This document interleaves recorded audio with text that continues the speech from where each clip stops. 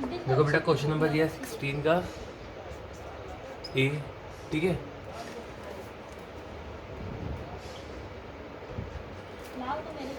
यहाँ लिखा हुआ देखो एक्स वाई जेड पार्टनर है in a firm sharing profit losses equally. तो पार्टनर है बेटा एक्स वाई और जेड, रेशियो दिया 1:1:1। जेड रिटायर हो गया, तो देखो जेड अगर चला गया तो यहाँ पे जो रेशियो बचेगा वो होगा 1:1। तो ये एक्स और वाई का न्यू रेशियो हो गया, और यही अगर क्वेश्चन में कुछ नहीं दिया हुआ तो यही इनका गेनिंग रेशियो भी हो जाएगा। मतलब न्यू रेशियो भी यही और गेनिंग रेशियो भी यही। अब यहाँ पे देखो कुछ आइटम हमको दिए हैं और कहा है जनरल एंट्री पास करो, कैपिटल अकाउंट बनाओ, बैलेंस शीट। तो देखो जनरल एंट्री तो बात की बात है, पहले हम लोग सीखेंगे अकाउंट बनाना। तो ये हमारा हो गया रिवैल्यूएशन अकाउंट यहाँ पे।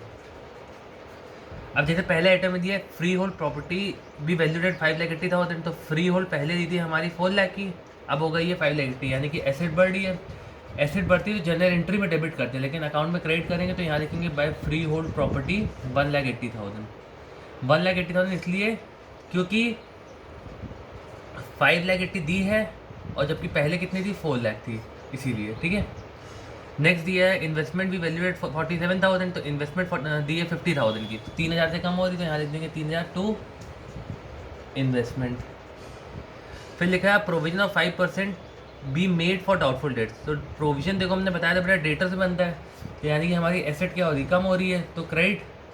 तो यहाँ लिख देंगे बाय प्रोविजन 5% बेटा आएगा 2 लाख पे, जो कि होगा 10,000 रुपये, क्योंकि 2 लाख के डेटर्स दिए हैं, 2 लाख के डेटर्स है, इसका 5% हमारा हो जाएगा 10,000।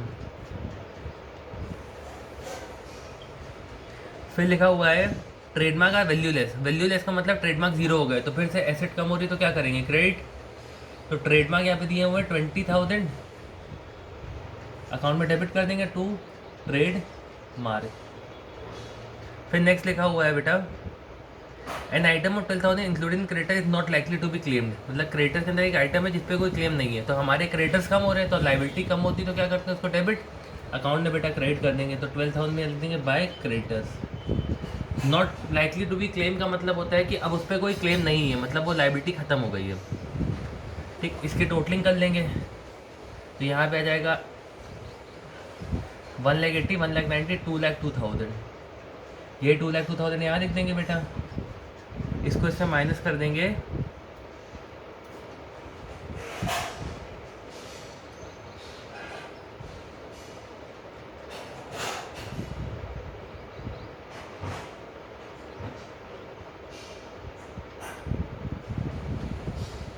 ये वाली एंट्री बेटा थोड़ी सी गलत हो गई थी, इसको देखो।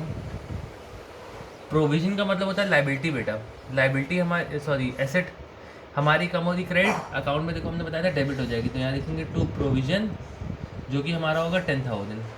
ठीक है, टोटल कर लेंगे यहाँ पे 1,92,000, यही 1,92,000 यहाँ पे आ जाएगा।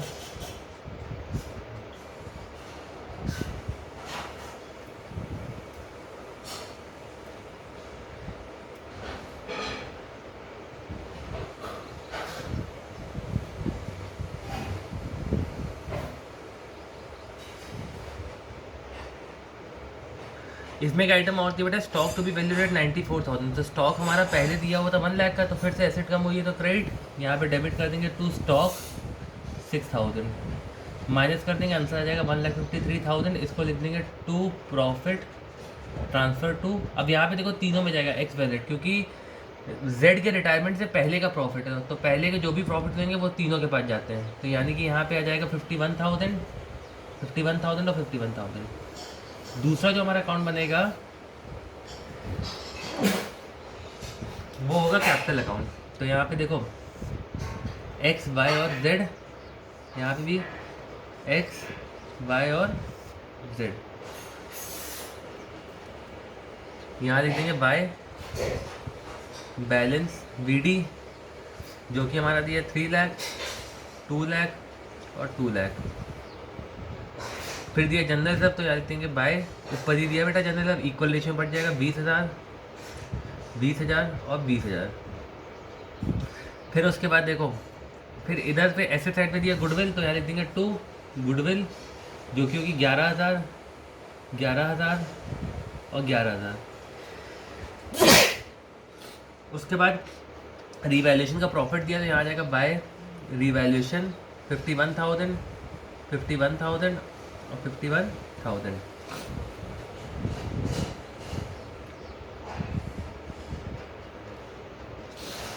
ठीक है,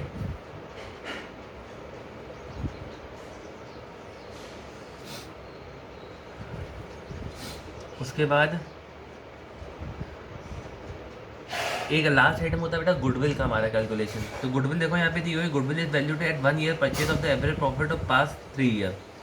प्रॉफिट यहाँ पे दिया है पिछले 3 साल का 1,20,000 प्लस 1 लाख और प्लस 95,000। इसका टोटल कर लेंगे और इसको 3 से डिवाइड कर देंगे, यानी कि हो जाएगा 2,20,000 3,15,000। इसको 3 से डिवाइड कर देंगे, 3 बनता 3 1,05,000। तो गुडविल हमारी आ गई है इज इक्वल टू फॉर्मूला होता है एवरेज प्रॉफिट आया ही हमारा इनटू परचेज ईयर, यानी कि 1,05,000 इंटू 1, तो ये हो जाएगा 1,05,000। यही गुडविल आ गई। इसमें इसका शेयर निकाल लेंगे जेड का, 1/3 होगा तो 1/3 सॉल्व कर लेंगे, तो यहाँ पे 3 3 9 10 3 5 35,000। अब इसकी एंट्री कैसे करते हैं ये देखो, ये जो गुडविल आई है इसकी एंट्री ध्यान से देखो, जो पार्टनर रिटायर हो रहा था उसको क्रेडिट कर देते हैं, यानी कि यहाँ लिखोगे टू जेड्स कैपिटल 35,000, और इसको हमेशा गेनिंग वाले पार्टनर देंगे। गेनिंग मतलब यहाँ पे एक्स और वाई है जिनका इक्वल गेन है, तो यहाँ लिख दो कि X capital account D R और Y capital account D R. इसको इक्वल रेशियो बांट देंगे 17,500 17,500। तो इंपॉर्टेंट चीज़ बेटा समझ में आई, ये जो गुडविल होती है फर्म की गुडविल में देखो इसका शेयर निकाला, शेयर निकालने के बाद ठीक इसको गेनिंग रेशियो में जो कि 1:1 था ये लोग दे देंगे। अब जैसा कि Z को मिला है तो देखो Z के यहाँ पे लिखोगे 17,500 17,500, क्योंकि इसने आधा दिया आधा इसने दिया, और यहाँ लिख दो कि बाय एक्स कैपिटल और बाय वाइस कैपिटल। वैसे यहाँ पे आ जाएगा टू जेड्स कैपिटल, जो कि आ जाएगा इसके यहाँ 17,500, इसके यहाँ भी 17,500।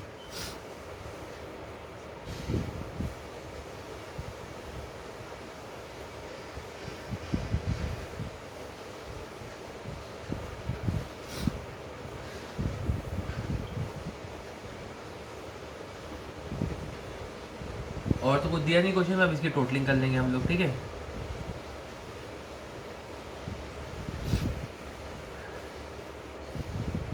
तो यहाँ पे 3 लाख प्लस 20,000 प्लस 51,000, तो 3,71,000। तो यहाँ पे भी 3,71,000 माइनस कर देंगे 17,500 और माइनस कर देंगे 11,000, तो आंसर आ जाएगा 3,42,500। और यहाँ लिख देंगे टू बैलेंस सी डी।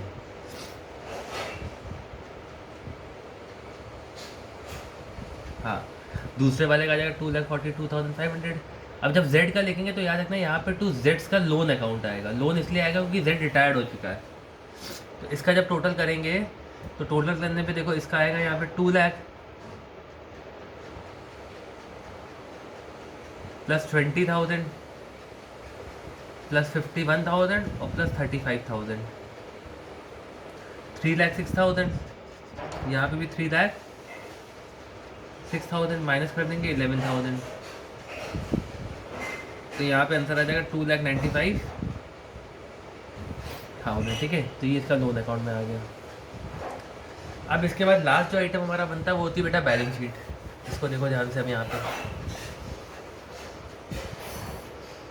तो बैलेंस शीट क्या होता है, देखो जो पुरानी वाली बैलेंस शीट है उसी को देख के हम लोग नई वाली बैलेंस शीट बनाते हैं। तो यहाँ देखेंगे बैलेंस शीट एज एट जो डेट दी होगी वो लिख देंगे। ठीक है,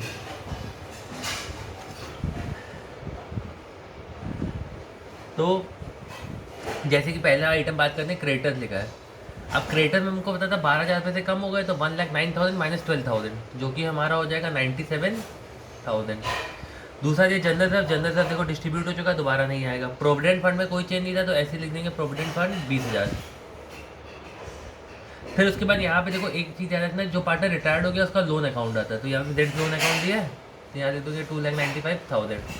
और कैपिटल में लिख देंगे एक्स और वाई जो कि दिया 3,42,500 और 2,42,500। फिर यहाँ लिखा हुआ है कैश। अब कैश में देखो बेटा, यहाँ पे क्या करोगे, कैश में 86,000 था, जो पार्टनर रिटायर हुआ है उसको हमने कुछ भी पे नहीं करा है, इसलिए हमारा कैश कितना रहेगा, वही 86,000। तो यहाँ लिख देंगे 86,000, मतलब इसको कोई भी पेमेंट नहीं करा गया, इसीलिए यहाँ पे हमारा कुछ भी माइनस नहीं हुआ है। डेटर्स में बेटा हम लोग को पता था कि हमारा प्रोविजन बना था 2 लाख में से 10,000 माइनस हो जाएंगे ये वाले, तो यहाँ आ जाएगा 1,90,000।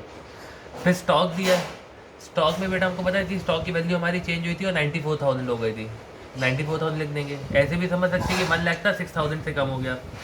इन्वेस्टमेंट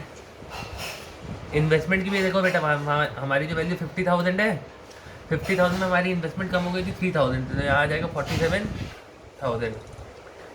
फ्री होल्ड प्रॉपर्टी हमको पता हमारी बढ़ गई थी बेटा, और वो हो गई थी 5,80,000। फिर ट्रेडमार्क वैल्यू लेस हो गए थे बेटा, और गुडविल हमारी डिस्ट्रीब्यूट हो गई थी। इसका टोटल कर लेंगे तो टोटल हमारा रहा 997,000 और 997,000।